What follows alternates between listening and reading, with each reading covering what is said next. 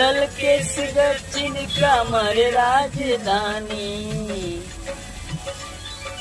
खुलल केस दक्षिण कमर राजधानी, सुगारे सुगर बाहलल चावे रानी। अरे देवता ई मन कैसे मानी, अरे देवता ई मन कैसे मानी।